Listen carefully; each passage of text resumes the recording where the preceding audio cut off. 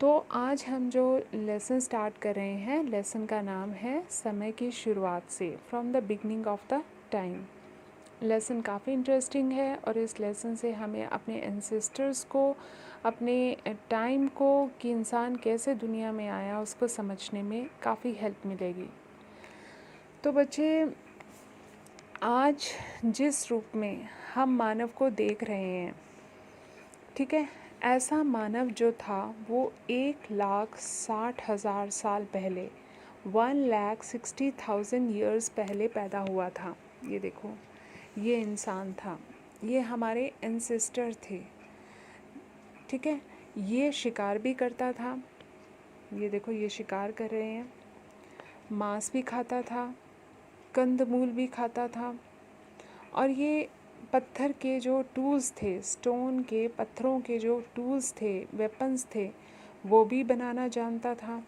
और ये आपस में बातचीत करना भी जानता था। इसने आपस में बात करना भी सीख लिया था, क्योंकि इससे पहले का जो मानव था वो तो बिल्कुल ही एनिमल्स थे, वो तो बंदर थे, ठीक है, एप्स थे। तो इन सबको जानने की कहानी जो है वो काफ़ी इंटरेस्टिंग है। अब हम देखते हैं कि ये जो मानव शुरू हुआ था, ये जो था, इस मानव की जो हिस्ट्री है, इसको जानने के लिए हमारे पास सोर्सेस कौन कौन से हैं। क्योंकि ये जो मानव जैसा प्राणी था ना, इसके जो सबसे पहले हमें एविडेंस मिले थे, यानी जो हमें इसके सबूत मिले थे कि दुनिया में इंसान था भी कि नहीं था, ये हमें जर्मनी में नियंडर वैली है, एक जगह का नाम है नियंडर वैली। वहाँ पर हमें एक स्कल मिला था, एक खोपड़ी मिली थी। उस स्कल को जो था हिस्टोरियंस ने और साइंटिस्ट ने स्टडी किया था, और इसके बाद ये तर्क दिया गया था कि दुनिया में जो था वो इंसान जैसा कोई प्राणी था। और इसके बारे में जो सबसे पहले व्यूज़ दिए थे वो 24 नवंबर 1859 को जो था, चार्ल्स डार्विन ने अपना लॉजिक दिया था। चार्ल्स डार्विन ने जो था अपनी book the origin of species में बताया था कि मनुष्य जो था वो जानवरों से डेवलप हुआ था। उनकी ये किताब जो थी वो हाथों हाथ जो थी वो बिक गई थी। इतनी फेमस इनकी ये बुक हुई थी। इसमें इन्होंने सारा बताया था कि किस तरीके से इंसान जो था वो जानवरों से डेवलप हुआ था।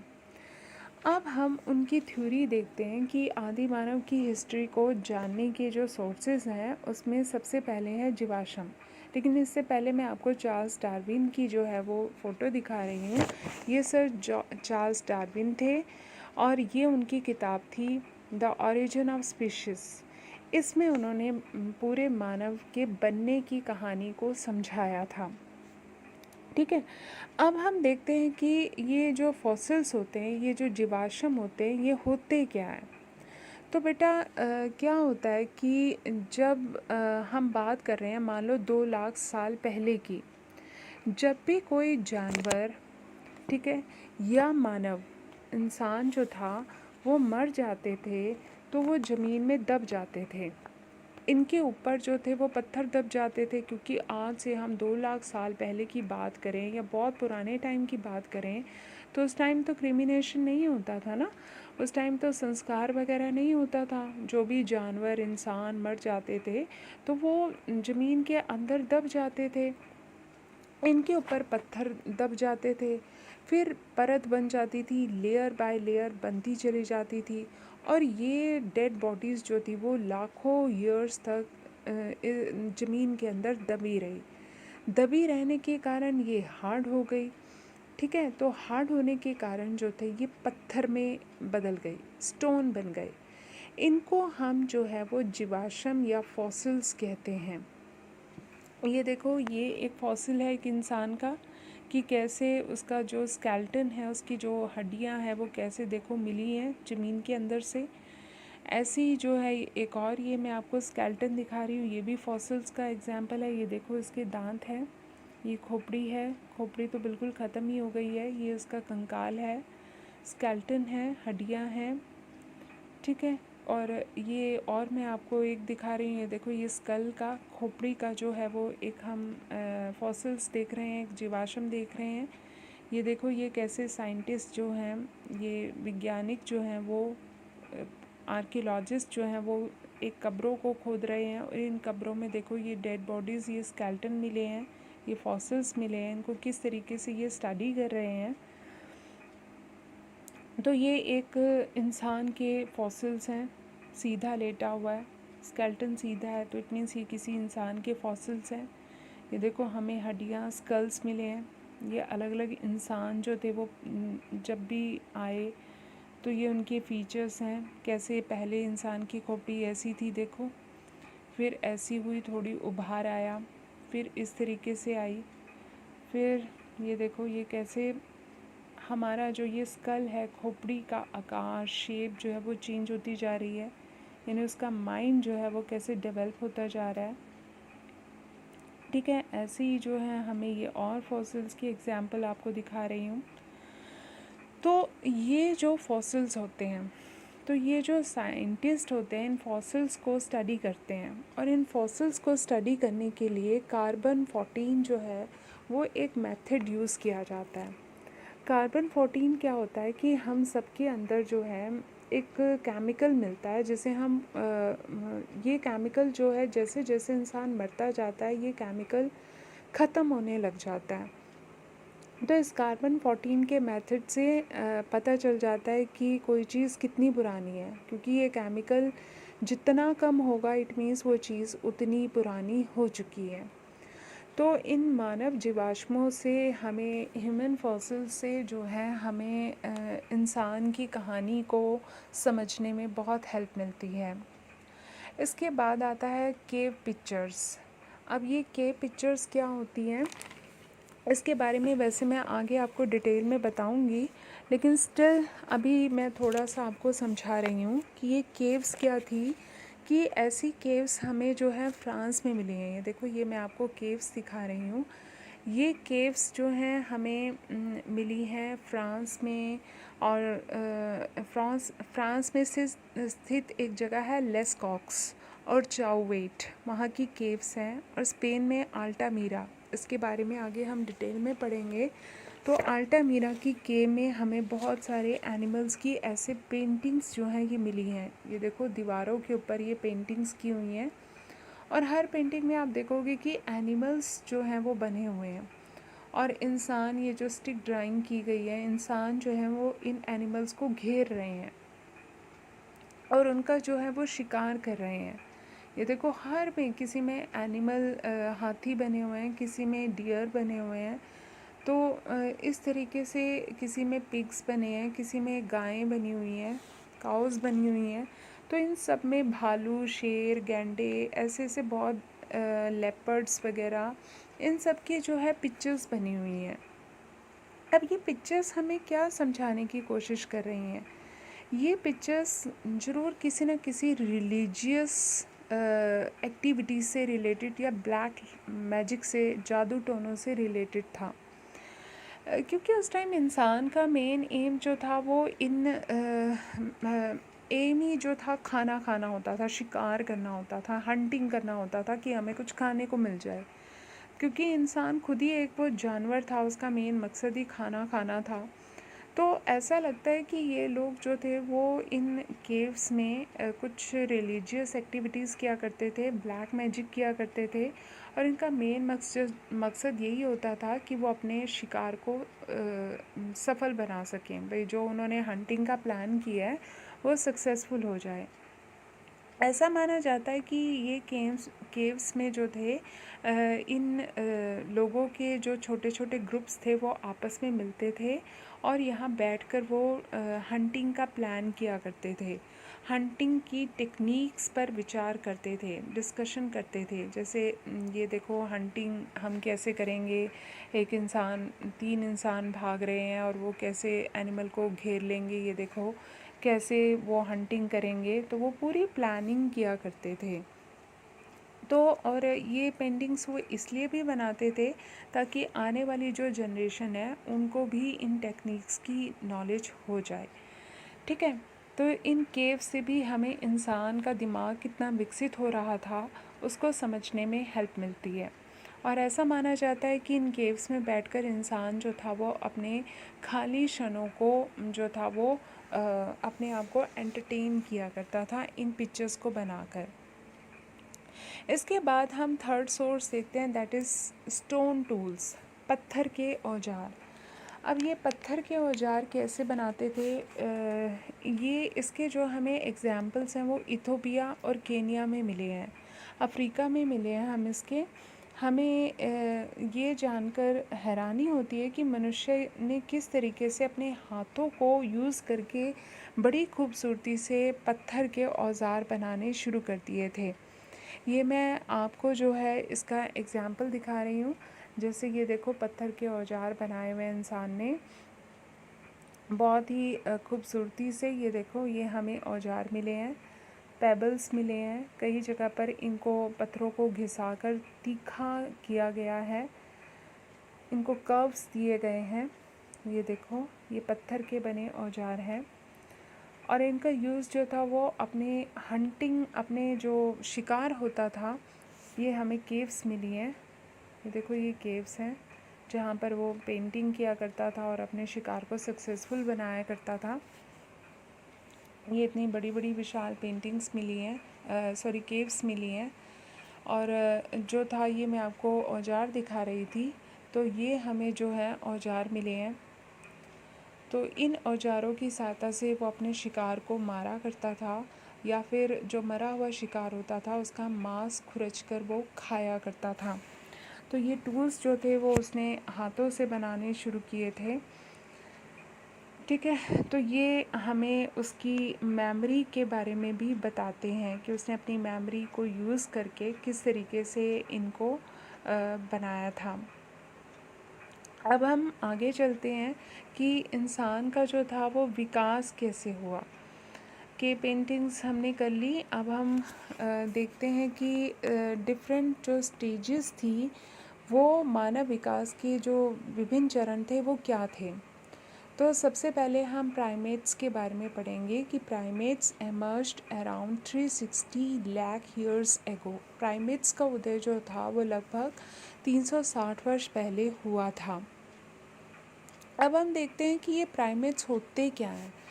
प्राइमेट्स जो है वो एक मैमल्स का एक बहुत बड़ा ग्रुप होता है, यानी स्तनधारी। स्तनधारी का मतलब जो एनिमल्स बच्चे पैदा करते हैं। देखो एक तो अंडे पैदा करते हैं, बर्ड्स जैसे होते हैं, एक जो बेबीज़ पैदा करते हैं उनको हम मैमल्स कहते हैं, उनको हम स्तनधारी कहते हैं। तो इसमें जो है बंदर, वानर, एप्स, मंकीज़ और मनुष्य जो हैं वो शामिल होते हैं। अब हम देखते हैं कि इनकी जो है वो ख़ास बात क्या होती है। सबसे पहले हम देखते हैं कि इनकी बॉडी के ऊपर बाल होते हैं। पहले हम पॉइंट्स देखते हैं, फिर हम इमेजेस देखेंगे। सेकंड हम देखते हैं कि मदर जो मादा होती है उसमें अपने बच्चों को फीड कराने के लिए जो है वो स्तन ग्रंथियाँ होती हैं। नंबर थर्ड, इनमें जो है बेबी को गर्भ धारण करने की एक लंबा टाइम पीरियड होता है। जैसे कि इंसान में 9 महीने तक मदर जो है बेबी को अपने गर्भ में रखती है।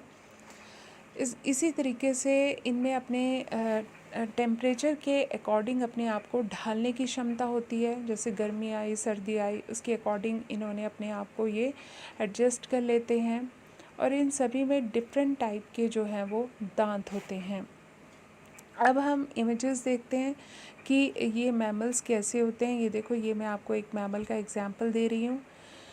ये हमारे एंसेस्टर थे, बॉडी पर बाल हैं, बेबी को बर्थ देते हैं, बेबी को फीड कराने के लिए मदर फीड कराती है, गर्भ में धारण करने की काफ़ी लंबे टाइम तक क्षमता होती है।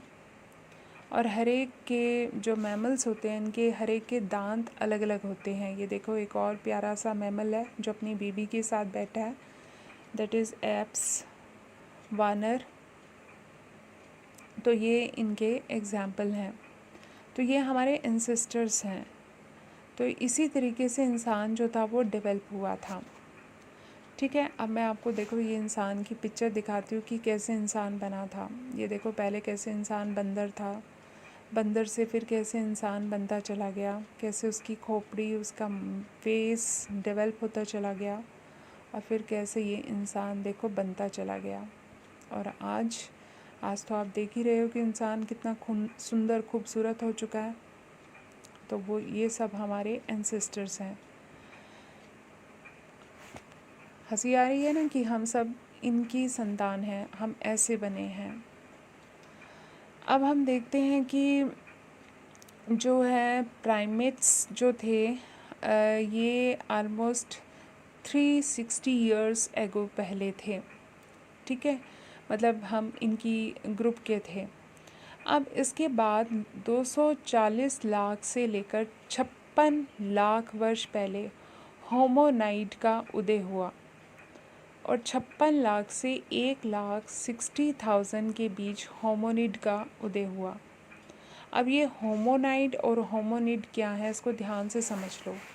जो ये प्राइमेट्स थे, इनको हम 2 कैटेगरी में डिवाइड करते हैं। यानी इंसान बन रहा है, उसका स्टेप बाय स्टेप जो है वो डेवलपमेंट हो रही है। तो सबसे पहले जो इंसान बना उसका नाम था होमोनाइड, ऐसे आप याद कर लो। ये जो था 240 लाख ईयर से लेकर 56,000 वर्ष के बीच जो था इसकी डेवलपमेंट हुई थी।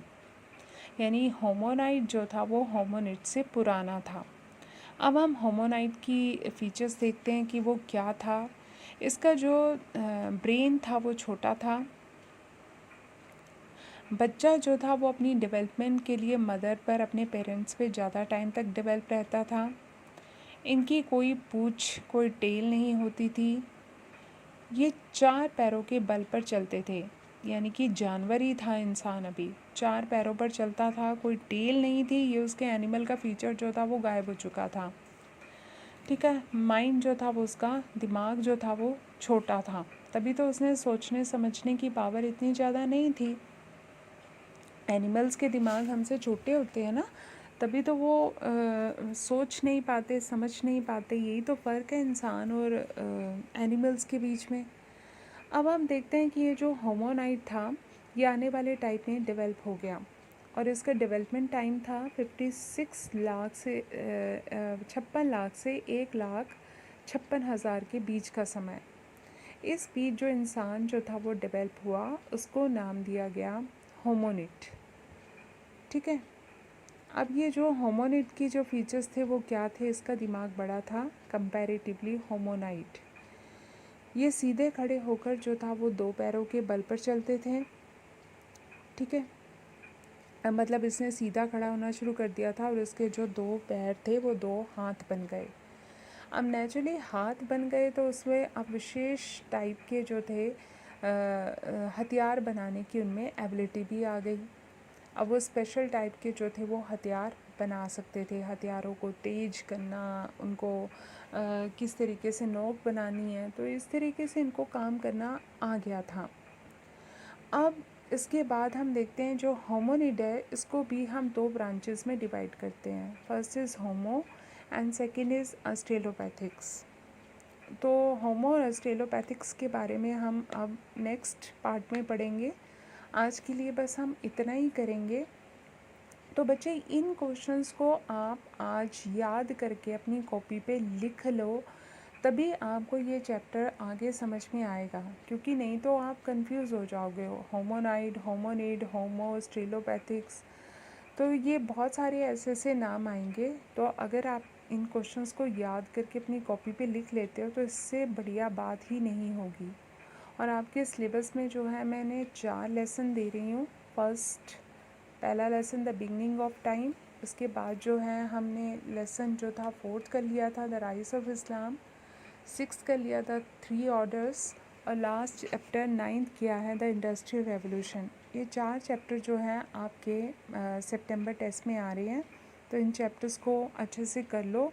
और अब तो मैं एक बार दोबारा से मार्क करवा रही हूँ, तो जिन स्टूडेंट्स ने लिखे नहीं हैं वो प्लीज़ अपनी कॉपी में लिख लो। और ये साथ साथ आप काम करते चलो, क्योंकि बाद में आप मेरे से मांगोगे कि हमें इसके PDF भेज दो, तो वो थोड़ा मेरे लिए मुश्किल हो जाता है, तो मुझे भी दूसरे स्टूडेंट से लेना पड़ता है। स्टिल अब मैं आपको दोबारा से करवा रही हूँ, तो लेकिन स्पीड थोड़ी तेज़ होगी क्योंकि हमने 14-15 डेज़ में सारा लेसन जो है एक बार रिवाइज़ करने हैं। और इसका फ़ायदा तभी होगा बच्चे जब आप खुद रिवाइज़ करो, ना कि